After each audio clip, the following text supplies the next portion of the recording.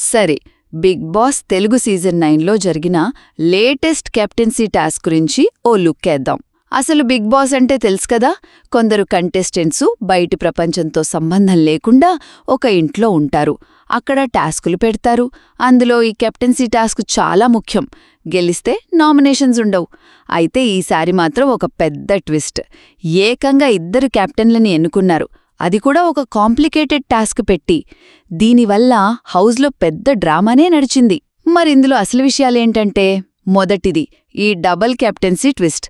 సుమన్ శెట్టి, గౌరవ్ గుప్తా వీళ్ళిద్దరూ ఈ వారం కొత్త కెప్టెన్లు.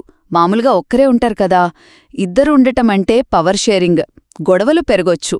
ఇదే బిగ్ బాస్ ప్లానేమో. రెండోది, టాస్క్ అయితే కొంచెం కన్ఫ్యూజింగ్గా అనిపించింది. జంటలు విడిపోయారు.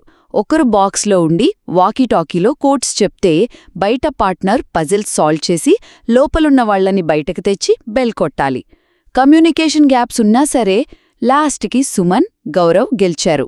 ఇక మూడోది, కంటెస్టెంట్ ఆయేషా ఎమోషనల్ బ్రేక్డౌన్. టాస్క్లో ఓడిపోగానే బాక్స్లో కళ్ళు సరిగ్గా కనపడలేదంటూ బోరున ఏడ్చేసింది.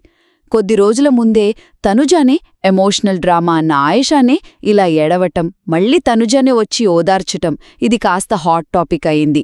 ఆమె గేమ్ ప్లాన్ ఏంటో అని చర్చ మొదలైంది. ఆయేషా ఏడుపు చూసి మాధురి కూడా ఎమోషనల్ అయ్యి ఏడ్చారు. సో మొత్తానికి ఈ డబుల్ కెప్టెన్సీ టాస్క్ వల్ల సుమన్, గౌరవ్ కెప్టెన్స్ అవ్వడమే కాదు, ఆయేషా ప్రవర్తన మీద కూడా కొన్ని ప్రశ్నలు మిగిల్చింది.